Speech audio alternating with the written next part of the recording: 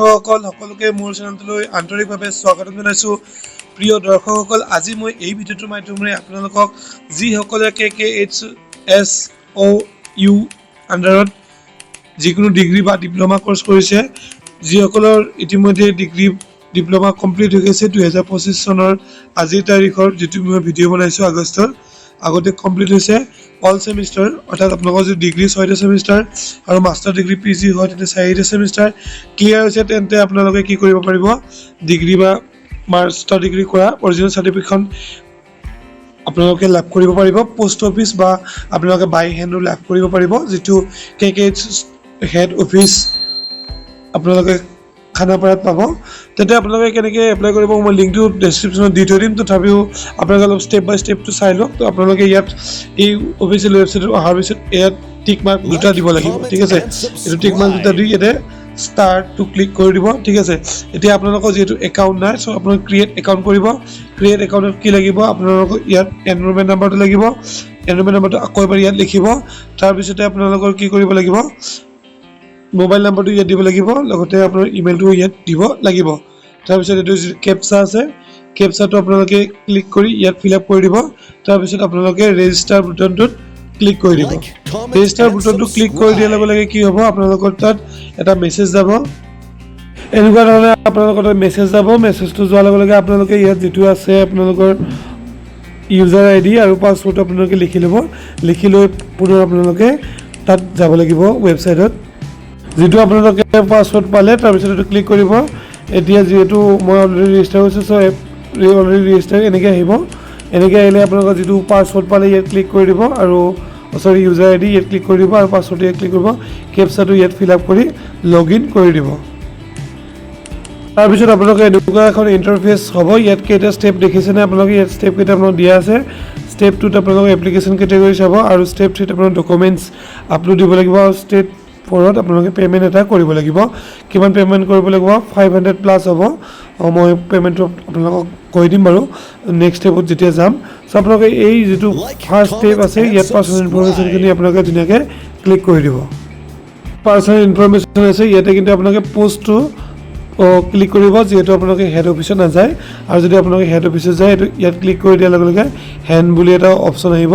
হেণ্ডটোত আপোনালোকে ক্লিক কৰিলে কাহিলীপাৰা আপোনালোকে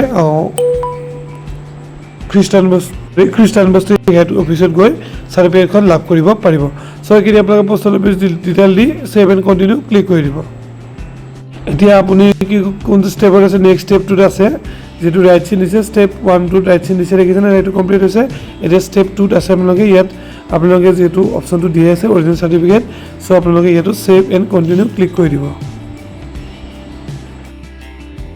আপুনি কি ষ্টেপ 3ত আহি যাব। চ' ষ্টেপ 3ত আপোনালোকে কি কৰিব, ইয়াত অপশ্যন আছে ন, ইয়াত কনচিডাৰেটেড মাৰ্কশ্বিট, এইখন যিখন অলৰেডি আপোনালোকে মাৰ্কশ্বিটখন পাইছে, ঠিক আছে। সেই মাৰ্কশ্বিটখন আপুনি ইয়াত আপলোড কৰি দিব লাগিব, য'ত আপোনালোকৰ অল ছেমিষ্টাৰৰ মাৰ্ক টেবুলটো আছে, স্ক'ৰ টেবুলটো আছে। ইয়াত ক্লিক কৰি আপোনালোকে এইটো আপলোড কৰি দিব, মোবাইলৰ পৰা আপলোড কৰি দিব পাৰিব। চিলেক্ট কৰি ইয়াত আপলোড নামৰ অপশ্যনটোত ক্লিক কৰি দিব, ঠিক আছে। তাৰপিছতে আপোনালোকৰ নেক্সট এটা অপশ্যন থাকিব, এইটো ফুল নেম ইন ছিগনেচাৰ। এইটো মই এনেধৰণৰ কপি কৰি আপোনালোকে কি কৰিব, ইয়াত আপলোড কৰি দিব। যিটো ফুল নেম ইন এছামিছ লিখা আছে, আপোনালোকৰ নামটো এনেধৰণে অসমীয়াত লিখি আমাৰ এছামিছ লেংগুৱেজত লিখি এনেকৈ আপোনালোকে ইয়াত আপলোড কৰি দিব। তাৰপিছতে আপোনালোকৰ কি আহিব, পে'মেণ্ট এণ্ড প্ৰিভিউ আহিব। তাৰপিছত অপশ্যনটোত ছাবমিট কৰিলে হৈ যাব।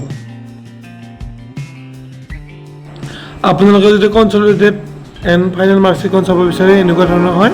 এই মাৰ্কশ্বিটখন আপোনালোকে ছেকেণ্ড অপশ্যনটোত আপলোড কৰিব লাগিব। চ' এইখন ডকুমেণ্টছ মই আপোনালোকৰ লাইভ আপলোড কৰি দেখুৱাইছোঁ। এনেকৈ ক্লিক কৰি আপোনালোকে আপলোড নাও ক্লিক কৰি দিব, অকণমান সময় ৱেইট কৰিব। যেতিয়া আপোনালোকে ডকুমেণ্টখন আপলোড দিব, মনত ৰাখিব যাতে আপোনালোকৰ কি হয়, 800 KBৰ তলত হয়। মোৰ 800 KB বেছি হৈছিলে, সেইকাৰণে আপলোড ফেইল বুলি আহিছে। সেয়েহে 800 KB যাতে হয় চাইজটো ফাইলৰ, সেইটোৰ প্ৰতি মন ৰাখিব।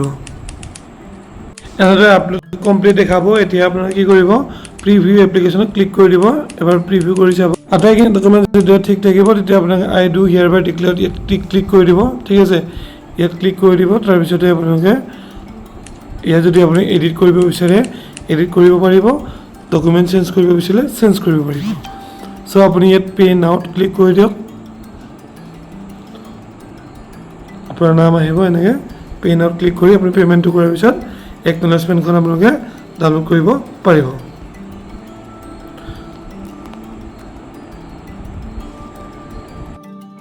যেতিয়া আপোনালোকৰ পে'মেণ্টটো কমপ্লিট হ'ব 535 rupees যেতিয়া আপোনালোকে দিব আপোনালোকে এনেকুৱাকৈ আহি যাব ঠিক আছে ইয়াত এইখন একনলেজমেণ্টখন আপোনালোকৰ লগত ৰাখিব আৰু আপোনালোকৰ চাৰ্টিফিকেটখন বাই পোষ্ট ধুনীয়াকৈ আহি যাব ভিডিঅ'টো শেষলৈ চোৱাৰ বাবে সকলোকে বহুত বহুত ধন্যবাদ যদি ভিডিঅ'টো আপোনালোকক সহায় কৰিছে তেন্তে ভিডিঅ'টো লাইক কৰাৰ উপৰিও চেনেলটো ছাবস্ক্ৰাইব কৰি ৰাখিব